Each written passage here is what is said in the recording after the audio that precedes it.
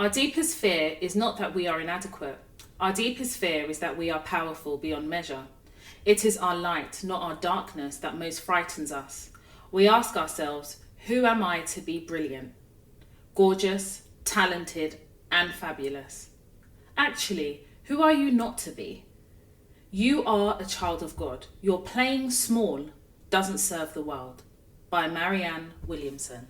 Hello everyone, hello Toy Talks listeners, how are you all doing? Welcome to Tuesday's episode of the Toy Talks podcast, and for those of you who do not know, my name is Toy Washington. I am the host and the creator of the Toy Talks podcast and platform. Welcome. First of all, can we talk about the fuel prices? Alright, skirt. A few weeks ago, I complained on Instagram about the lack of water, and everyone was laughing at me. Well, not everyone, but a lot of people are like, oh Toya, it's fine, it's just a glitch and all of this stuff. I'm gonna say this right now. Those of you who voted for Brexit, I think you need to take a pause and really think about the ramifications of Brexit. And this is what people were trying to communicate when the elections were happening.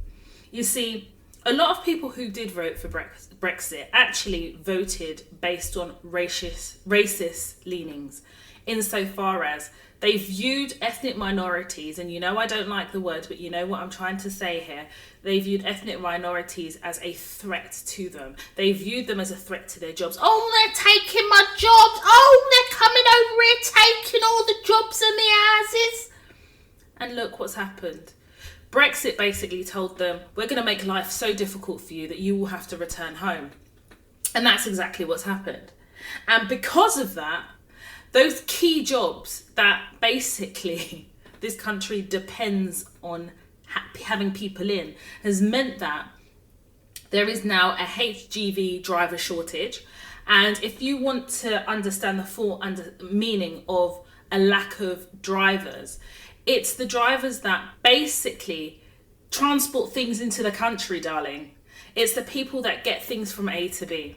It's the logistics part of how we are able to go into the supermarket and pick up that bottle of Evian water, or in my case, Highlands water. We are in the shit. There is a scarcity, and some people call it scarcity, but I say scarcity of petrol.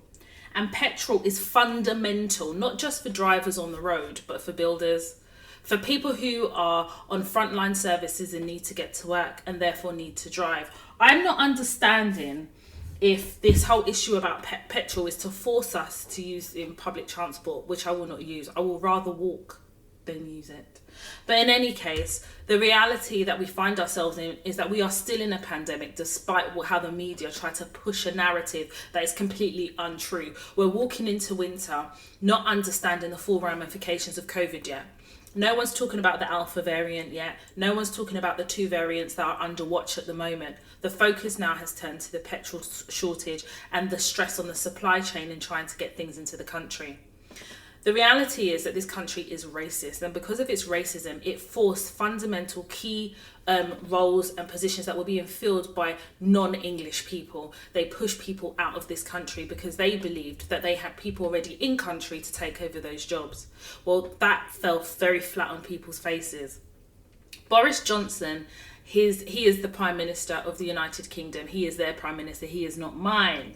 And his whole legacy is going to be based on COVID, driver shortages, lack of petrol, and all that is negative. You see, when you do things underhand, karma is coming to visit you. You guys are probably thinking, what are you talking about, Toya? Well, Theresa May was the former Prime Minister here in the UK. And for those of you who do not know, she was the second female Prime Minister after Margaret Thatcher. And I'm not saying she was the best Prime Minister in the world, but you know what? She was what we had. And the way in which Boris Johnson gained his Prime Ministership was through, in my opinion, is through underhanded tactics. He did everything to make her reign as Prime Minister a living hell. He has been rude, he has been disrespectful, but I think what is very telling is the fact that They humiliated her and made her job untenable and forced her out.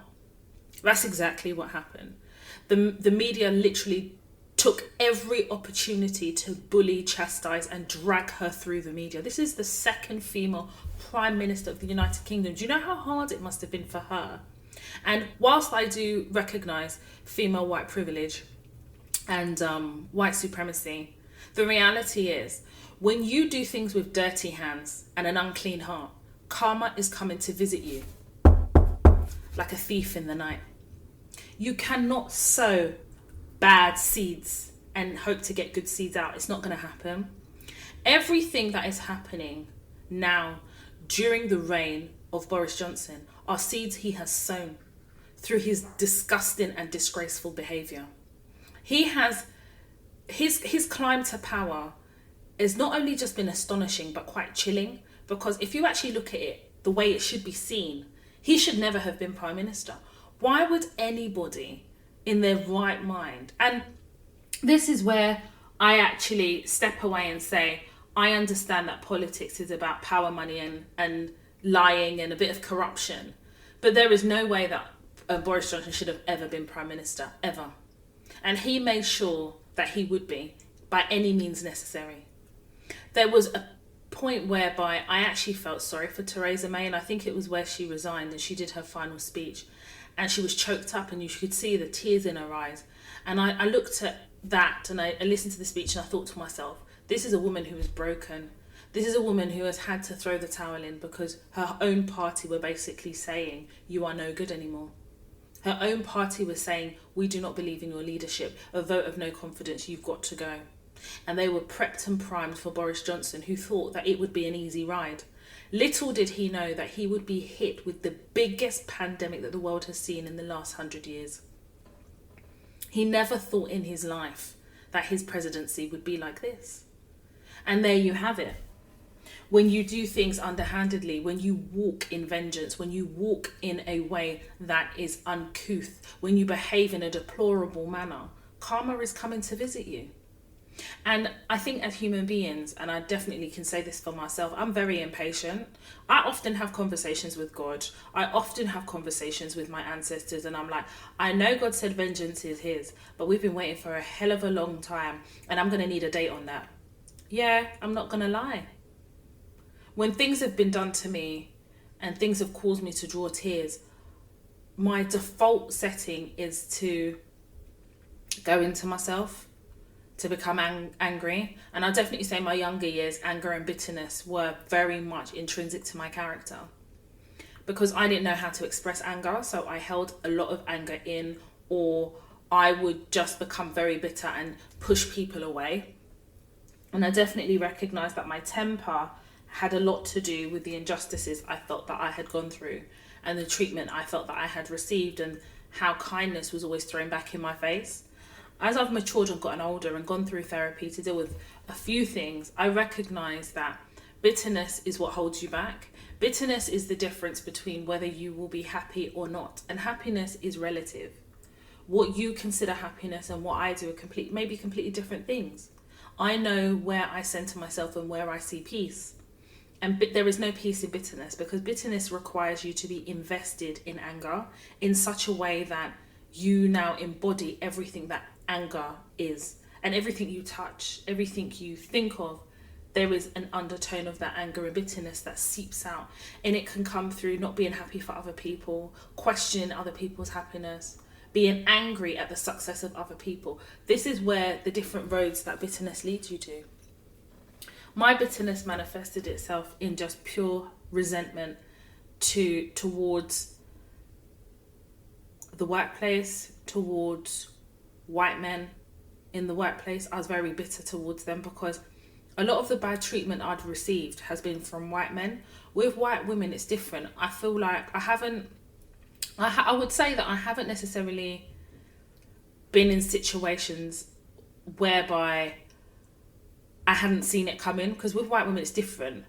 The way that white women and white men operate in the workplace is very different. And I just find that white men have always dealt with black women and dealt with me with a level of violence and aggression and intimidation that has always led me to feel very angry and bitter, because I felt like I never had a voice in the world of work.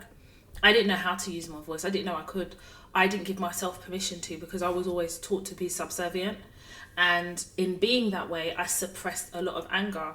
As I became more educated in understanding the world of work, as I made many, many mistakes in my early 20s, I recognized that the only way to be successful in a system that has been created for white people to be successful has been to learn the ways of white people in the world of work, understand their policies and their rules and regulations, and understand how they have used ceilings as barriers to keep us out.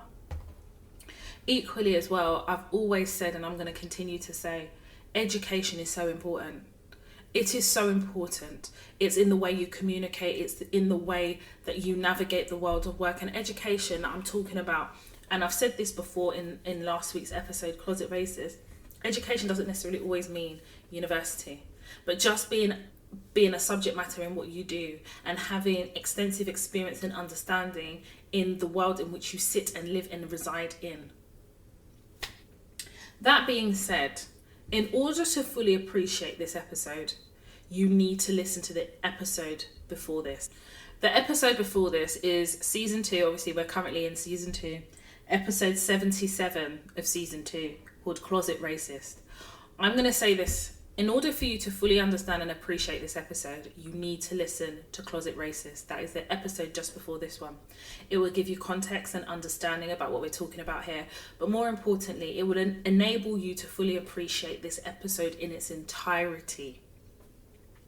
So before we get into the meat of this episode, as I always say, following on from last week's episode, Closet Racist, I read to you my grievance complaint against Ronald. Ronald had bullied me, victimized me, harassed me, and it has to be, as far as I'm concerned, on the basis of sex discrimination and race discrimination. I've never spoken to him. I can't tell you what he looks like, can't pick him out in a crowd, don't know what his voice sounds like, never had any verbal or video communication with him. All my communication was via email. This man decided to call me uneducated. In one email, he referred to me as stupid.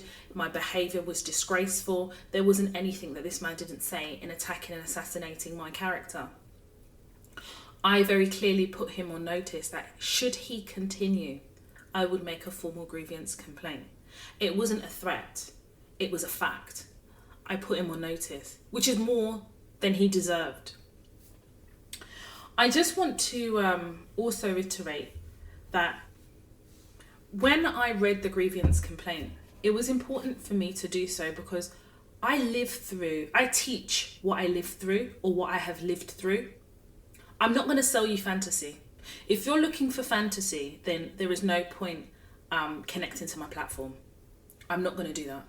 What I will do is teach you and enable you to see the reality of what my life has been, and also what navigating the world of work has been for me as a black woman. To realise success, to understand the dynamics of the world of work and how we as black women exist in navigating the world of work. That is what I'm going to teach. That is what I'm going to show. That is what I'm going to demonstrate. My job is not to empower anyone, because I truly believe that every black woman is already empowered. What I do is awaken that power, to change the way we view the world of work, to understand what our superpowers are, understand the structures of the world of work and how they have been created to oppress us, and therefore how we have to navigate and how we have to use the skills that we have already mastered through our existence as black women in society to attain success. You see, at work, whether I want to accept it or not, Ronald was bullying me. Let's just call it what it is. He was bullying me. He was attempting to crush and destroy me. There's no other excuse or explanation. That is what he was doing. And even when I drew his attention to what he was doing and how it was making me feel uncomfortable and difficult to do my job, he continued. His violence, his aggression, he was committed to me being broken. Because bullies operate from ensuring that they instill fear. If they instill fear, that gives them control. If they have control, then they can do what they like at will. Bullies only understand one language. One language. You have to meet them where they are. You know, fear is like the smell of body odor. Body odor stinks. You know that type of body odor when they've been in the gym on that treadmill? Body odor stinks. That's how potent fear is. Bullies can sense fear a mile away. And as soon as they smell fear, it's like meat to a hound. Do you understand? They love it.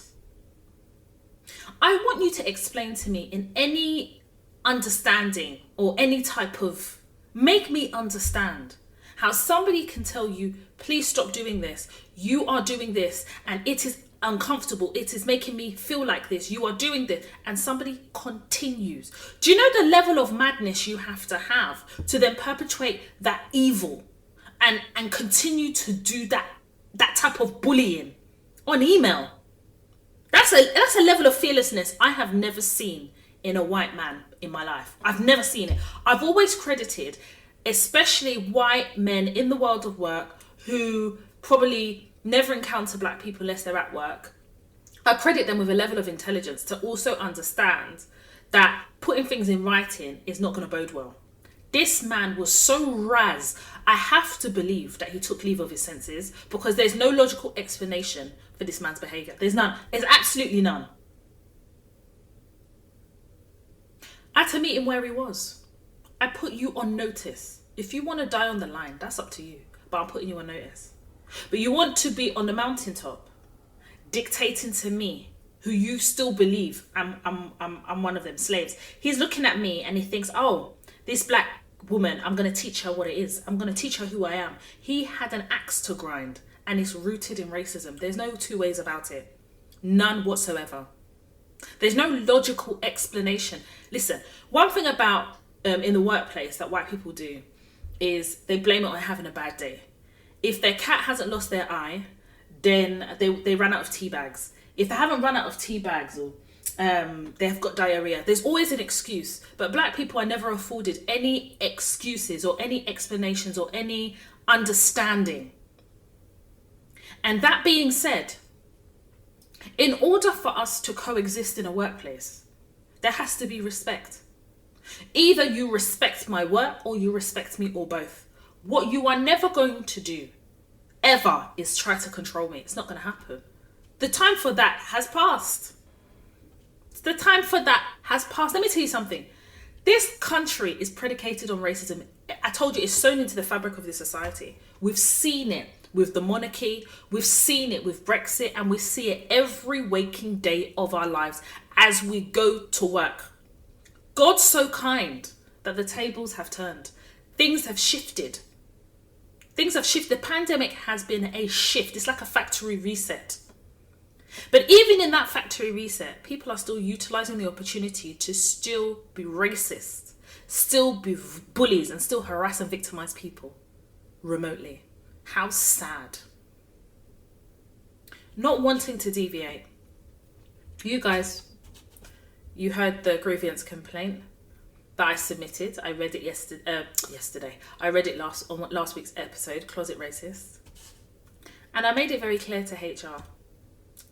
I'm not going to have no meeting. No one needs to talk to me. All the evidence is there. I'm not going to be cross-examined. No. You're not. No one is literally... I made a decision. No one is going to gaslight me. It's not going to happen. This is an open and shut case. And let me put you all on notice. I know how the system works. I know how the system works because I've been battered by the system. Battered. I still live through the trauma of the things I've gone through in the world of work. I still see them. I'm still able to look back and remember the Toya in her 20s and feel this sense of upset, because what I know now, had I known then, I would have navigated a lot differently. I would have attained success a lot earlier in my career because I kept falling into the traps. But I put human resources on notice. I was very clear about it.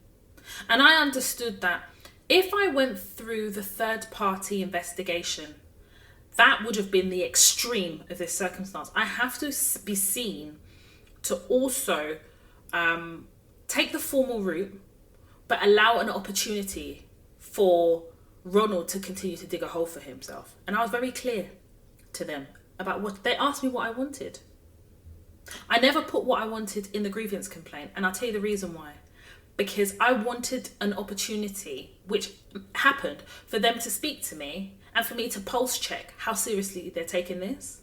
And when they did speak to me, I told you I was gaslit. Oh, he had offered to apologise. Yes, he offered to apologise. And less than 48 hours later, he continued his reign of terror. But they couldn't tell me nothing. When they asked me what I wanted, I was clear. I want a formal retraction, blow by blow, of every accusation and every attack on my character. Yes, the retraction must match the disrespect. And I want it in an email. I want an unreserved accountability in there. And I want an apology. I made it clear to HR too that HR need to put him on racial equality workshop. Yes, I did.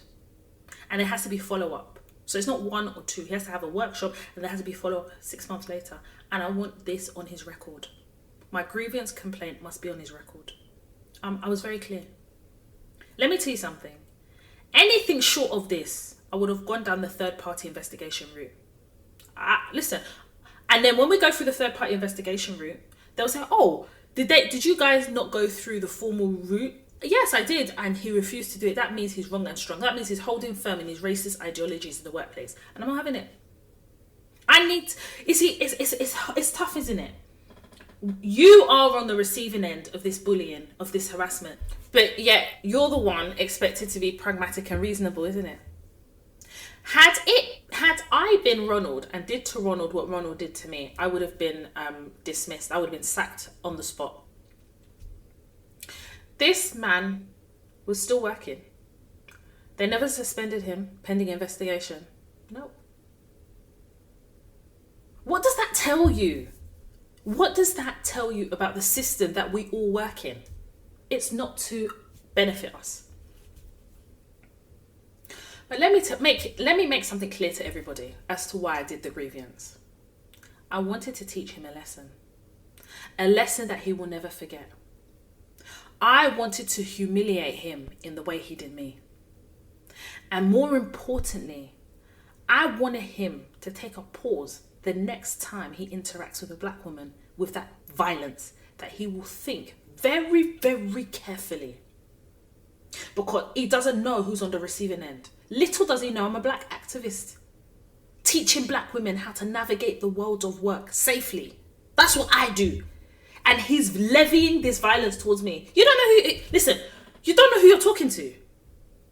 But the arrogance and the white supremacy of it all preceded him. His anger and angst towards black women preceded him. He led with that. When I sent the grievance complaint, I told you guys I put him on copy. Yes. When HR spoke to me, they even referenced that I put him on copy. I say, yes, I've got nothing to hide. He needs to be clear about what he's being accused of. I don't want there to be any misinterpretation. I wanted him to understand. That I'm going to put it to you that man never slept. That man never ate. That man didn't feel comfortable. He didn't know what to do with himself. I promised you. From that day till now I'm talking to you, he has been very uncomfortable. It's even better they didn't suspend him. Let him suffer in HD, 4K. Is it 4K or 4HD? Let him suffer.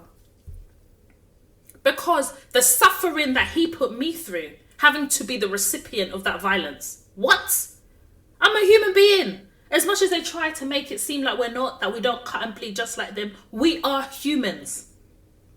Let it be on record. If I wanted him sacked, I would have gone down the third-party investigation route and I would have made it clear that's what I wanted and he would have been sacked. But who would that benefit? That doesn't benefit me. I don't benefit from that. What I benefit from is teaching him a lesson so he can go and tell all his other colleagues, you see this black woman?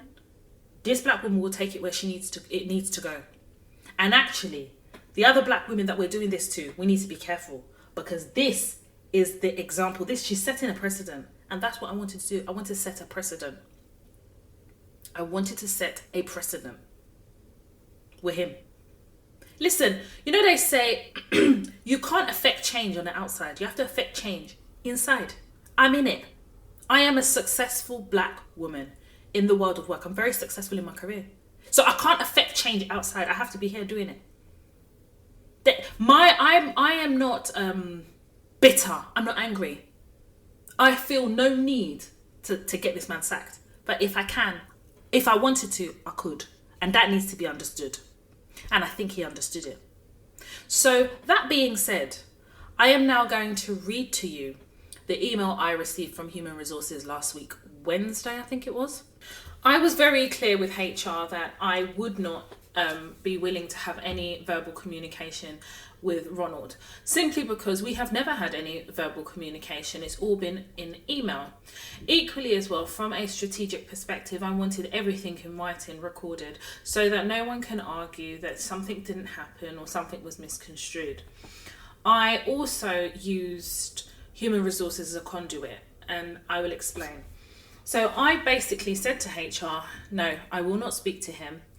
I want his retraction, his apology via email, and I want it to go through HR. Because whatever HR passes on to me would be what they approve. For example, if he decided to make excuses and HR deemed it suitable for them to pass on that apology to me, effectively they're agreeing with his stance, and then I would hold them jointly liable for my bullying and my victimization. I knew that it could go one of two ways. Ronald could decide, actually, you know what? No, I'm not going to make a formal apology. And therefore, he would force my hand, and then I would go down the formal investigation by a third party route, which is part and parcel of the grievance process within this organisation. Or he could make an apology, and he would still have to have this grievance in his record, and then the organisation I work for would then put together or have him go on a course for racial equality, diversity in the workplace, and then follow up with in 6 months' time with a recap of those courses. And I wanted evidence. I was very clear. So without further ado, and this is from HR. Dear Toya, further to my recent email, please see below an apology from Ronald. As we discussed that you would rather not have any direct contact from Ronald, I requested that this was sent through me. Please let me know if you are satisfied with the apology from Ronald and are happy to consider the matter closed. Should you wish to discuss anything further, please don't hesitate to contact me. The line, please let me know if you are satisfied. I put it to you that Human Resources has spoken to Legal. Legal did a risk assessment and they assessed this case as high risk, i.e. if I were to take them to ACAS or Employment Tribunal, they would lose and therefore have to pay costs. So on a risk factor of say 1 to 5, this is probably categorized as a 5, and therefore they have to make sure that I am satisfied in order to drop it. So this was the apology. Dear Toya, I would like to make a genuine and heartfelt apology to you in respect of the things I said and the way in which I expressed those things in recent emails we have exchanged. At no point then, or indeed ever, would I wish to cause any offence to you. I am also very sorry for the subsequent upset you have been feeling. I was on that day frustrated, and I reacted with a choice of words that were not reflective of the situation. This has been a learning curve for myself, and as such will make me more careful in the selection of words in conversations with colleagues, and more aware of how communications can affect those receiving them. I will certainly be more reflective before sending emails. I do hope that you can accept this sincere apology. I will ensure that such a situation does not occur again and firmly hope that we can continue a professional working relationship in the future. My best regards, Ronald. So before I tell you what I wrote back to HR, there is a couple of things here. First and foremost, that is what you call an apology. It is the acceptance of accountability and full liability for a situation. It is not excusing your behaviour by seeking to justify it because of. What he did, however, attempt to do is that tell me he was frustrated, which goes to show you how ignorant this man is. So wherever this frustration came from, because no one really gives a shit, you were frustrated. And in your frustration, you sought to break, you sought to humiliate and bully somebody because you were frustrated. That means you're incapable of managing your own emotions and feelings and instead opt to be unprofessional. Another point here is, hang on, where is it?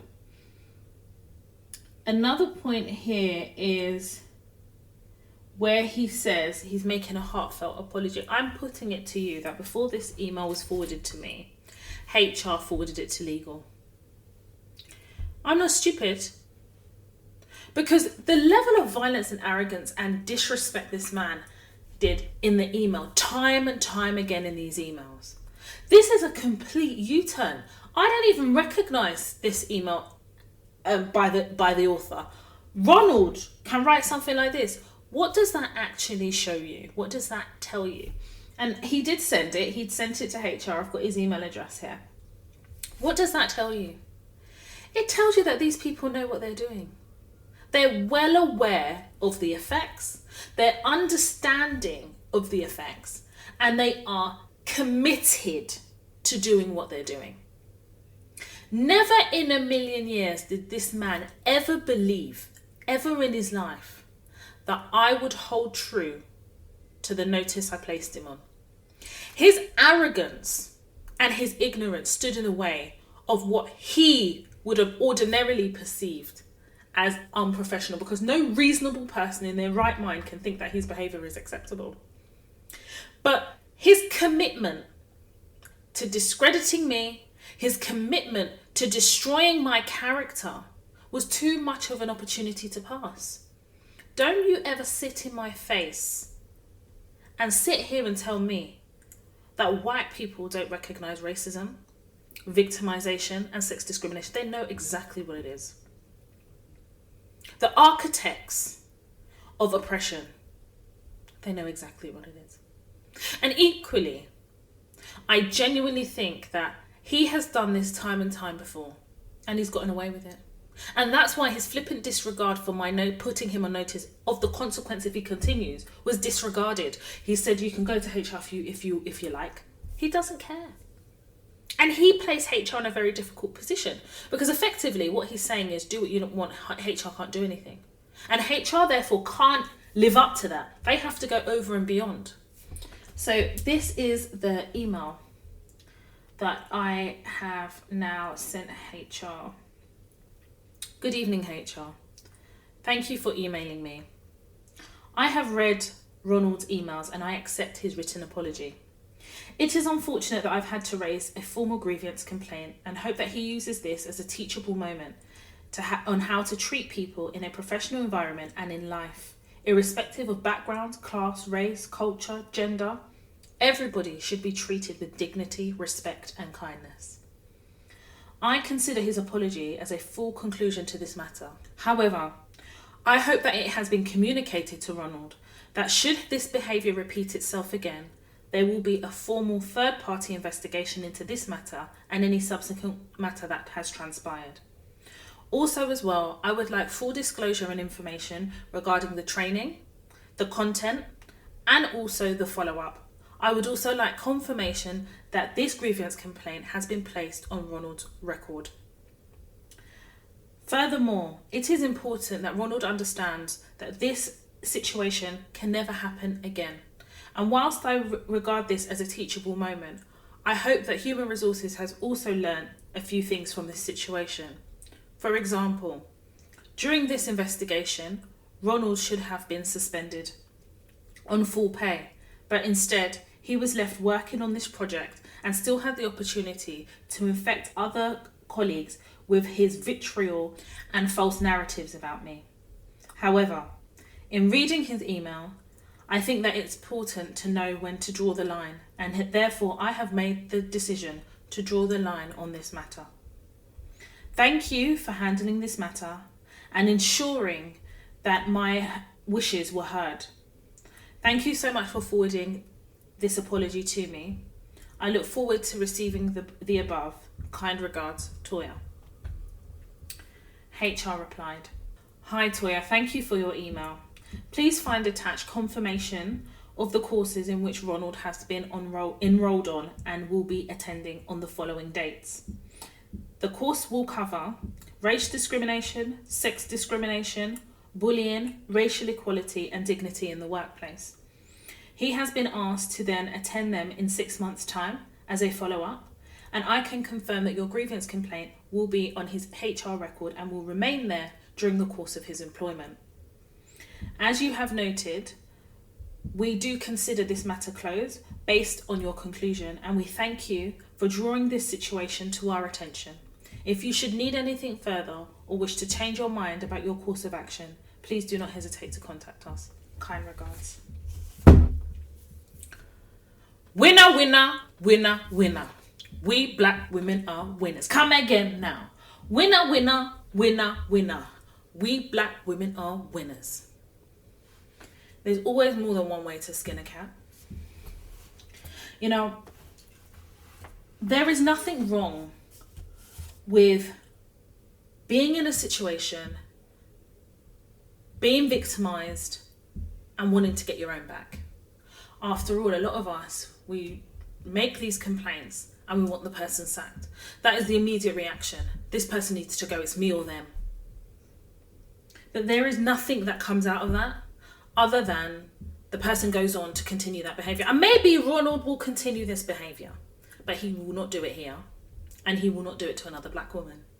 And that, my sisters and my queens, that's how you affect change. As far as I am concerned, getting him sacked does nothing for me. It doesn't. I don't gain anything from that, because what the way I think is that he is then going to go on and continue this behaviour. He needs to understand that I don't need to meet you in your same disgraceful manner. I'm going to meet you with class, education, and damn right dignity, the same dignity that you didn't show me. I will meet you with that. He has been humiliated. He will never speak to another black man or woman on this project like the way he spoke to me again.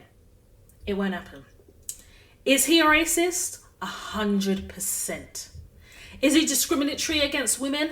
100%. And I called out his bullshit. I called it out. And the thing is with people like that, they tell people around them. Of course, do you think that the people that he works with, they don't know? When he was there calling me all types of names, putting all these things in emails, he was sharing with them. I'm sure he put them on blind copy. He will now have to go and tell them the conclusion, because in the same manner in which he's gone to them and said, Toya's raised a grievance, they will have to know the outcome. And it's like sending warning to them. Do not try her, because she will meet you where you are. And if we have to meet on the mountain top, I will meet you there. And this is kind of what I wanted to bring to this episode. Knowing when to take a step back. Knowing when it's time to say, actually, what does a win look like for me? What does a satisfactory outcome look like?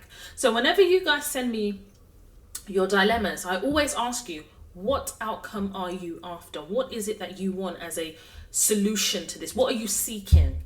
Because it allows you to logically and pragmatically look at the situation and think of what will be a reasonable expectation in a conclusion of your situation. Was I happy this happened? No. Did I have anxiety? Definitely.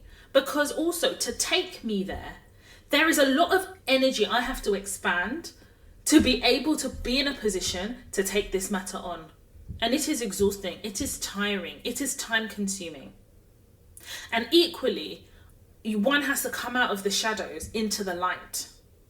And now I definitely feel yes, you feel like there's a target on your back. There is a target on our back anyways, black women.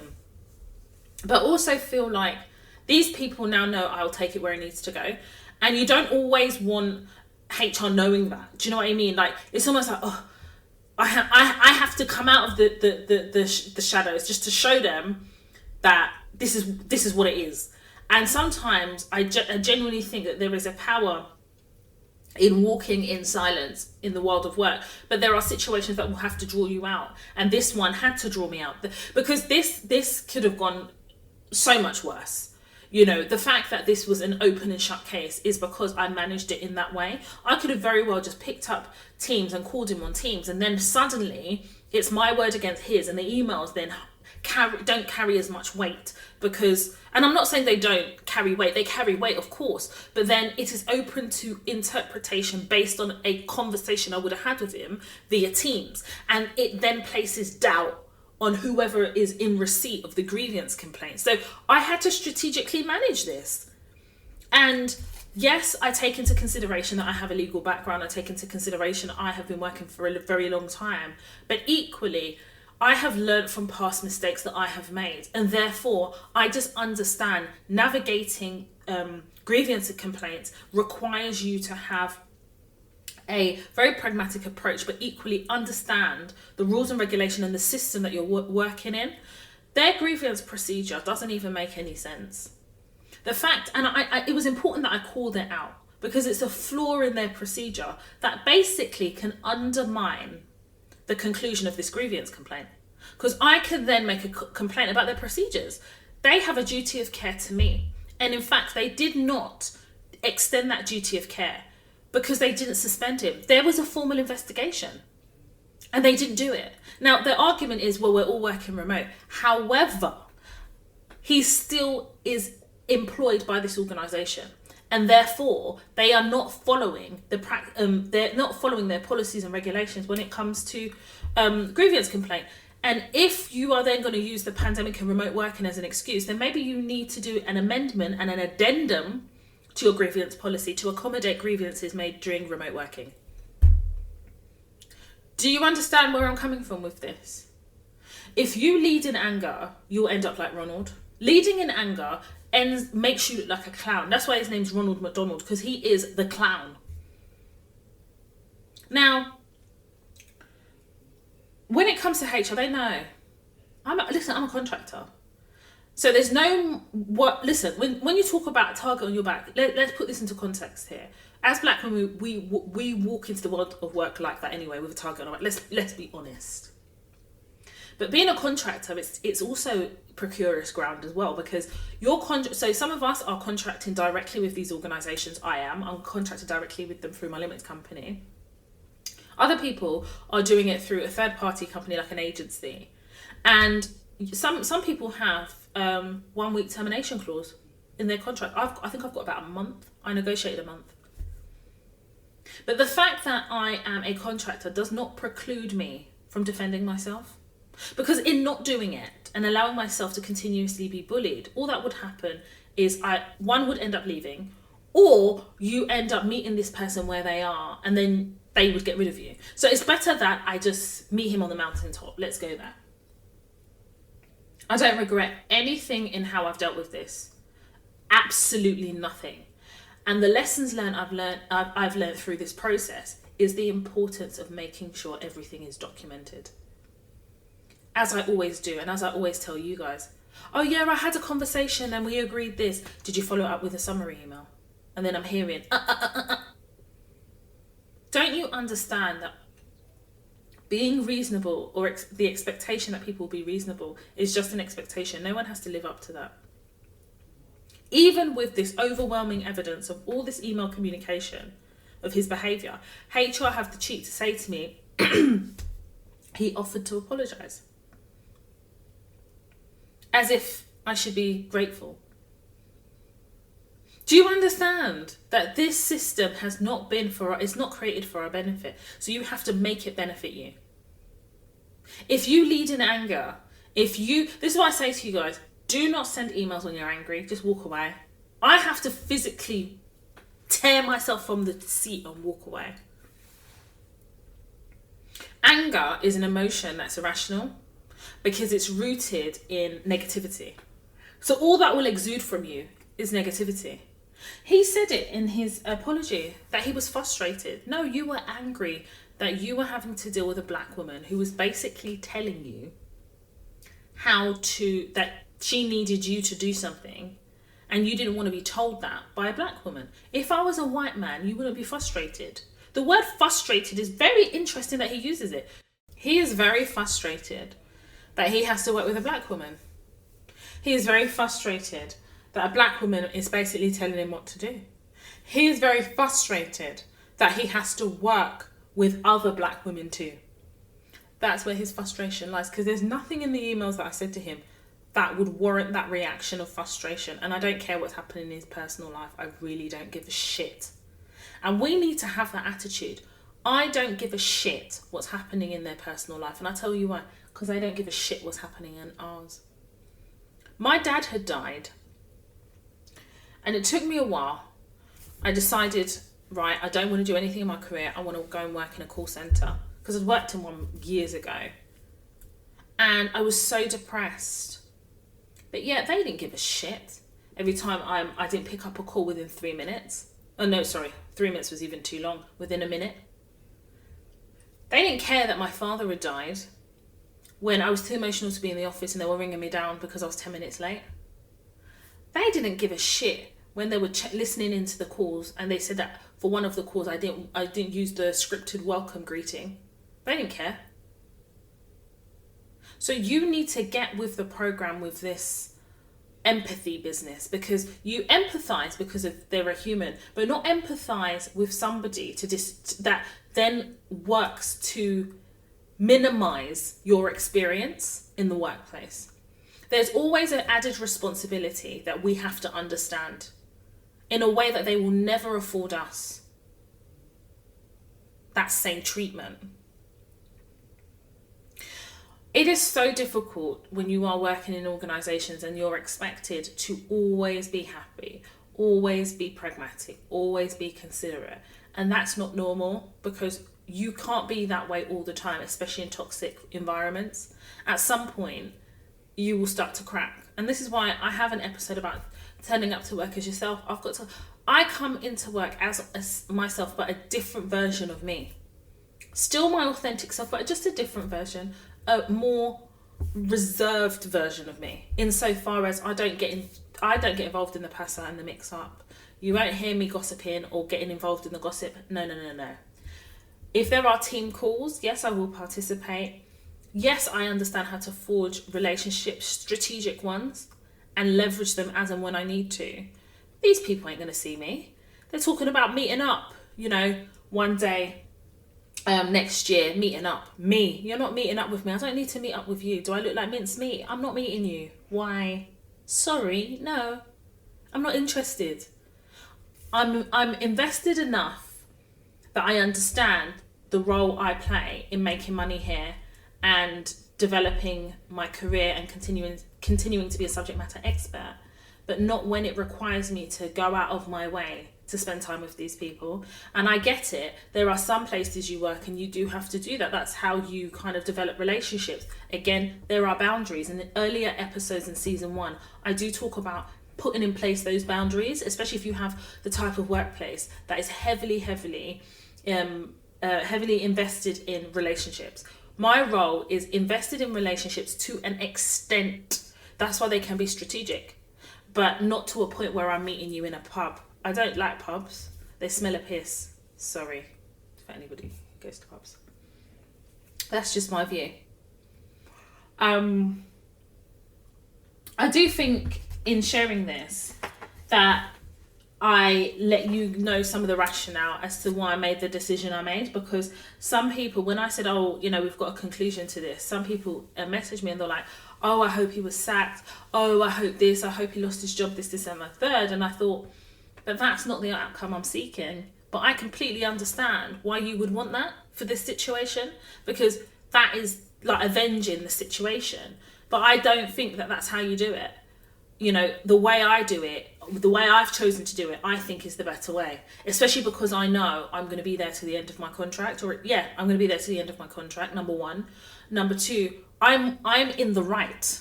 Do you know what I mean? This is an open and shut case. I've got nothing to prove. Nothing at all. And for me, I believe in good karma, good and bad karma. And I've put out good karma insofar as I am allowed to defend myself, and I give myself permission to feel the things I felt in that situation.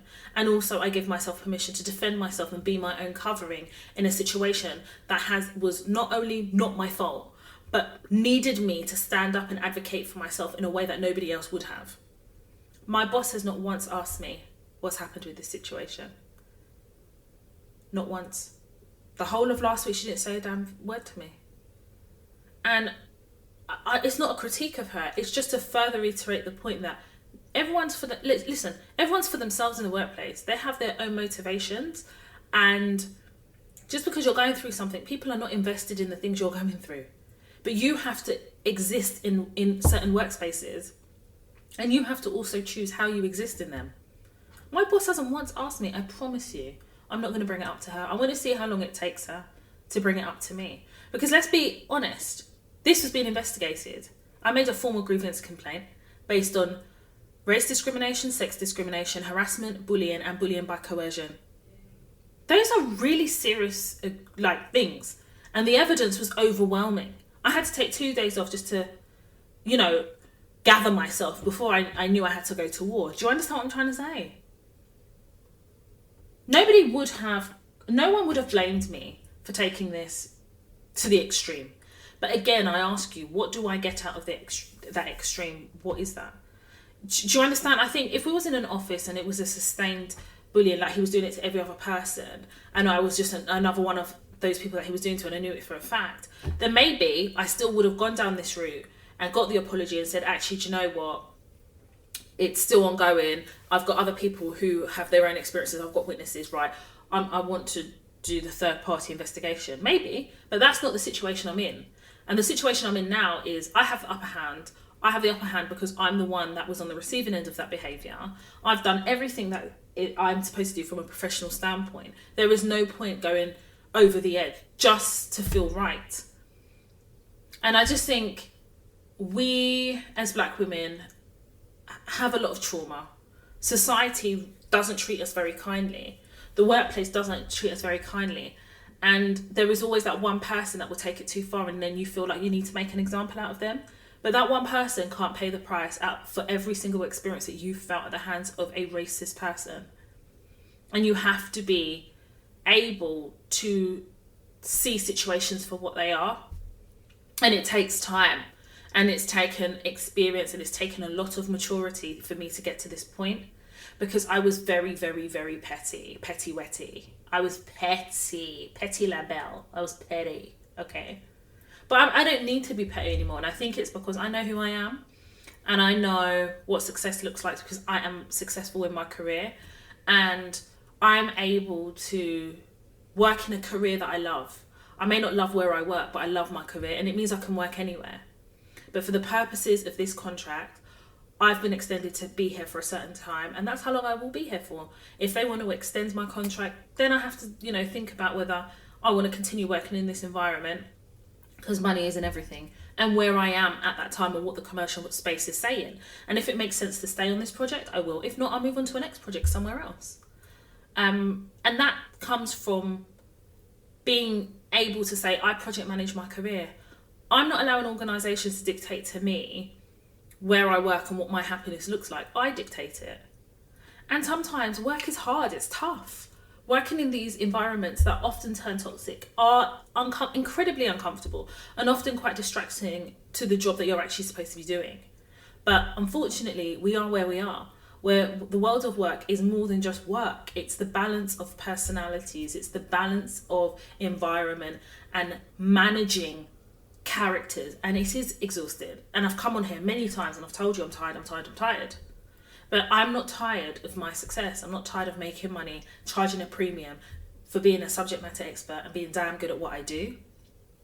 And if it means that these situations have happened for me to bring them to the podcast, because there is somebody out there that will benefit from what I have to say, then so be it. I've recognised that a lot of what I go through, a lot of what I've seen, honestly, my partner says to me all the time, literally, Toya, your life is like a reality show. And I said, listen, if you wasn't witnessing it, would you even believe it? It's shocking. But I also understand that I have been placed in an amazing position whereby I have a platform, and the platform centers us as black women.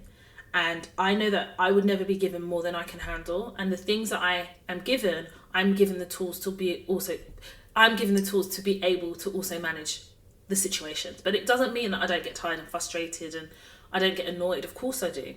But equally, I have studied the world of work and how white people will continuously do what it takes to defend racism and protect it, because that is what their empire of life has been predicated on. The idea that one race has to be superior. The idea that protecting white supremacy is centered. Do you understand? But equally, I'm not here to... You know, you've got some people that say, my job is to stamp out racism and to stamp this out. That's not my job, you know. And it took me a long time to get to that understanding. You know what my job is? Is the same way that I have been able to attain success is to show you and teach you the blueprint. That's my job. And in showing and teaching you the blueprint, we make and pave a way for many more of us to realize that success. And before you know it, we are dominating industries and organizations. And that, to me, is how you elevate. That's how you elevate. That's how you grow. So, yes, with the Ronald McDonald situation, that is the conclusion. As far as I'm concerned, it's done. I'm over it. And I take it as an opportunity to factor this into a chapter in the book. And really, I feel like I've gone into a lot of detail, but in the book, I will also deep dive into a couple of other things, like, you know, emotionally, where I was at certain times when these emails were being received and things like that. So hopefully in the book, this will be a case study. Not hopefully, it will be a case study in the book, and hopefully you guys will appreciate the content of what this is and how important it was for me to bring it to the podcast. That being said, there is so much I have to record in terms of this podcast, so much content, and I literally, my friends will tell you, I have a notebook in every room in this house, because something will happen and I have to write it down and then I look back on it.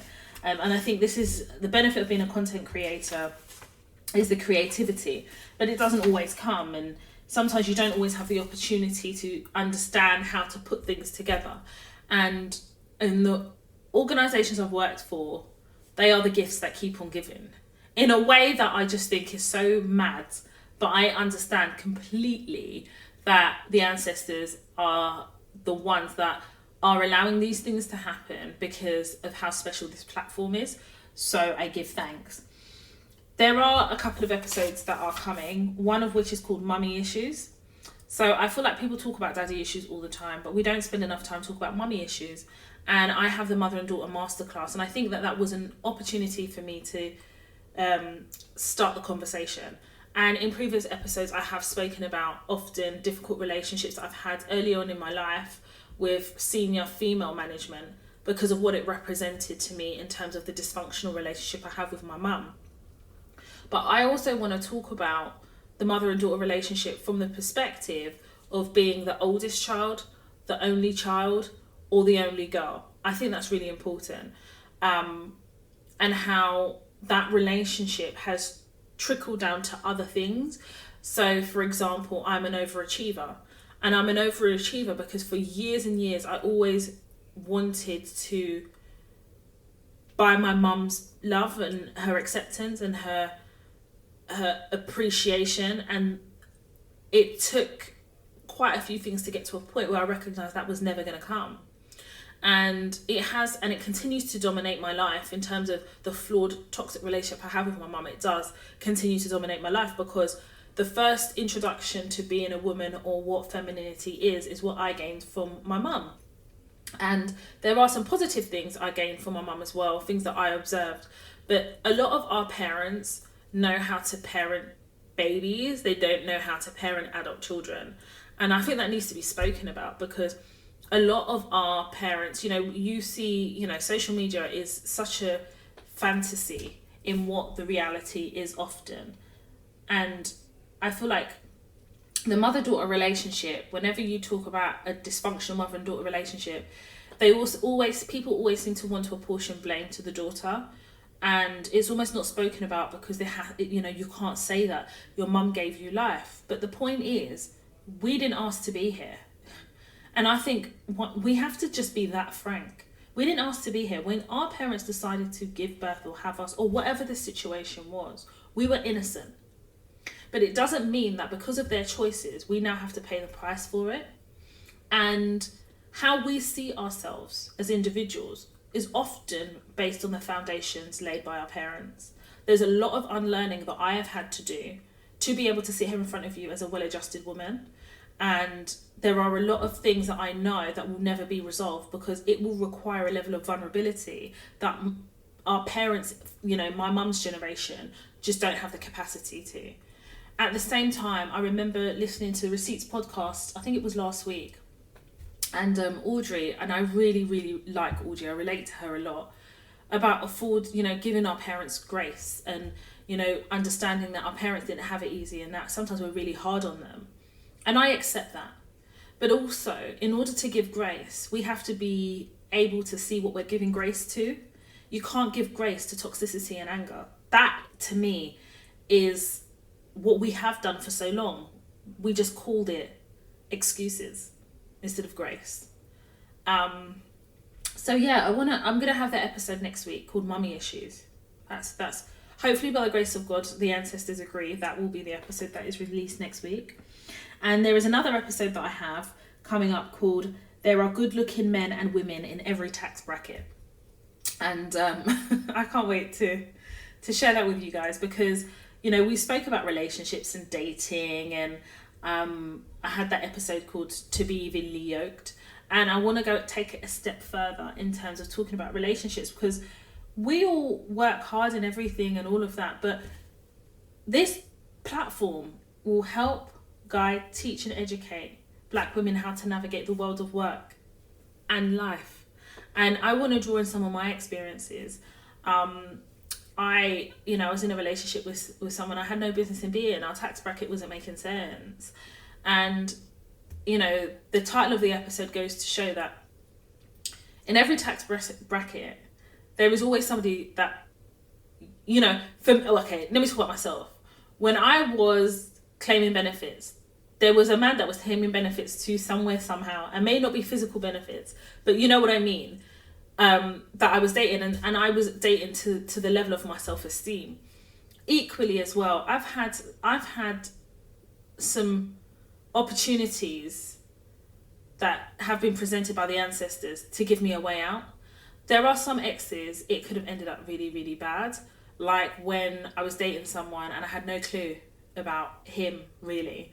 I broke up with him only to find out that he was in the front page of the Evening Standard. I'm just going to leave it there, because I don't even want to go into it. It's just wild. But equally understanding that as Black women, we have a power within us to listen to our sixth sense, and we choose not to.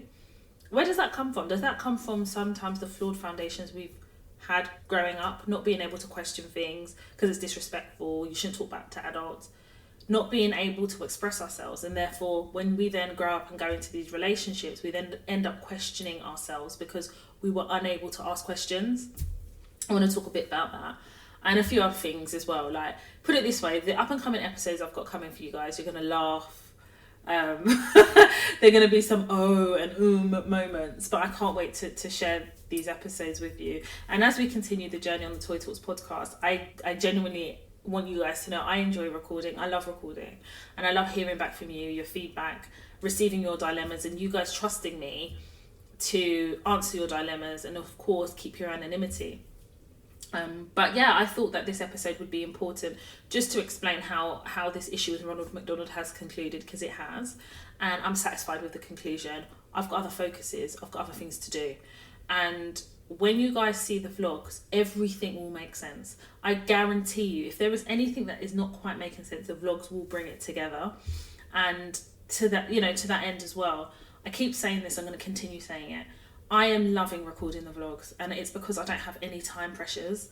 I'm recording retrospectively, so by the time they start being uploaded, things have already happened, and I will continue to record in that way, because it means, number one, there's always content to record and edit, but also there's less pressure on me to hit like a time to upload. So I've decided I'm going to upload every Sunday.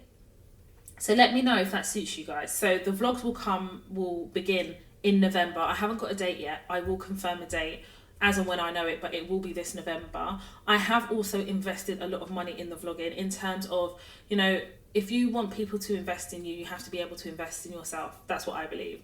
So I've had a vlogging camera. I am going to upgrade it. My vlogging camera is quite good, but I am going to upgrade it. I am getting an iMac desktop as well to do all my editing. And I am taking editing courses. I'm good at editing anyway, but I just want to step it up a little bit. And hopefully you guys will get to benefit from seeing the vlogs and getting this unrestricted access to my life and just see how I live. I am a commercial contract consultant. I'm an entrepreneur. I have businesses. I have stuff that is happening in the background that sometimes I know within myself that I don't even share, not because I don't want to, but because I forget, because I do so much. I'm a public speaker. I go into organisations. I talk about racial equality and diversity. I give workshops to senior members of staff, and I'm talking about CEOs of companies here. I've been booked. I'm literally back-to-back bookings for Black History Month, and where I can, I will vlog. If I can't, then I can't, right? But where I can, I will. And my life isn't perfect, and you will see that in the vlog. I will talk about certain things that I haven't spoken about before, but there are going to be things I keep to myself. And of course, that for me is about being able to live my authentic self, where I do want to hold back a bit for myself, but as much as possible, I'm going to give you guys access to my life. And there are so many amazing things happening as well, and to take you all on that journey will be absolutely amazing. So you'll have the podcast new episode every Tuesday, and then you'll have vlogs every Sunday. And then we just take it from there, and we just literally go on this Toy Talks journey together. Next year, I am hoping to do another Toy Talks live. Those of you who attended the first Toy Talks back in 2018 will be my witness in saying that it was absolutely amazing. I spoke about contracts. I spoke about all types of things. You guys got to ask me stuff. And it was like having a live podcast before podcasts were a thing. And it was sold out within 48 hours. Was it 72 hours? No, it was 72 hours. Completely sold out event. And I wanted to do one in 2020. I had it scheduled, had it booked, everything. But because of the pandemic, I had to cancel it. So the plan is that I will hopefully, by the grace of God, do a Toy Talks live next year. So please stay tuned for that. Make sure you are on my Toy Talks platforms. So the website, www.toytalks.com. Of course, the podcast, if you're listening to it, then you're on the platform, right? Or my social media handle. So my personal Instagram page, and I am very active on my personal Instagram, especially Instagram stories, the handle is Toya_Washington. The Toy Talks podcast Instagram page is Toya_Talks. I'm also on Snapchat, and Snapchat really gave birth to Toy Talks. Toya Washington, all one word. Follow me on Twitter. I'm not as active on Twitter, but now and again I get inspired and I tweet. My handle is Toya_W. And of course, your girl is on TikTok. I've got one TikTok video that's almost at 1 million views, by the way. And the American audiences are loving that video. I'm constantly being reposted, and I'm all over their blogs, which is really sweet as well. So it's almost at 1 million views. So if you want to follow me on TikTok, my TikTok handle is Toya Washington, which is all one word. And I think that's it really. If you've got any dilemmas, work related, relationship related, you want me to discuss it here, talk about it, your anonymity will be protected, which means that your name, any names, anything that you share that would be able to identify you would not be shared on the podcast, but I will help you with your dilemma here on the Toy Talks podcast. So make sure you email me hello@toytalks.com. The masterclasses, as always, I will continuously tell you how many people have bought it and testified of how great they are. And I'm so grateful to be in a position where I have material and classes that can help you know how to do interviews, know how to negotiate, know how to put together a really amazing CV. And we've heard so many stories of you all getting jobs after so long, having done the masterclasses and suddenly different perspective on how you tackle the world of work, at least from the perspective of getting into the world of work. We have some obviously masterclasses being recorded this year, so one of which is passing your probation, and there's a couple of other masterclasses that will be released this year as well. So there is a lot of content coming for you guys, and I just hope that you guys utilize the platforms and everything that I'm putting out, because as I do this, I do it with all my heart, and I share with you all my knowledge, all my experiences, so that you guys can be better than me. And I say better than me because if I had known what I know now way back, I would have attained success a lot quicker. I would have been in a different tax bracket a lot quicker, and my mindset would have been a lot more different, especially understanding strategically how to navigate work as a Black woman requires me to step into my greatness and recognize what my greatness looks like. And that is what I want to do for you guys. Anyway, I'm going to leave it there, and I'm going to thank you so much for joining me. Thank you for sticking by me. Thank you for sharing. I have seen increased numbers in the listenership, is that a word, of the podcast, but the work isn't over until everybody knows that this podcast exists, or at least every Black woman knows or has heard of or listens to, benefits from this platform and podcast. So make sure you share, retweet, DM me, reshare on Instagram. Anyway, guys, I'm going to leave it there. I'm going to see you guys next week, most definitely. Also as well, I want to give a massive shout out to all my fellow Librans. We are in Libra season. And if you don't know already, I am a Libran. My birthday is the 6th of October, which I believe is next week, Wednesday. I am hoping to have a podcast episode out for you next Tuesday, if that is the plan. I was going to take some time off for my birthday, but I thought, you know what? I'm just going to release an episode. It'll be fine. So yes, Libra season. Happy birthday to all my Libra gang. The balance of the entire zodiac. We are phenomenal. We have some great celebrities who are born in Libra season. Toni Braxton, Cardi B, Angel Brinks. There is quite a lot of us, you know, and a lot of the Librans I know are amazing people. In fact, all of the ones I know are amazing. Anyway, so happy birthday to you if you are a Libran. And yeah, I'll see you guys next week for another episode. My name is Toy Washington, and you have been listening to the Toy Talks podcast.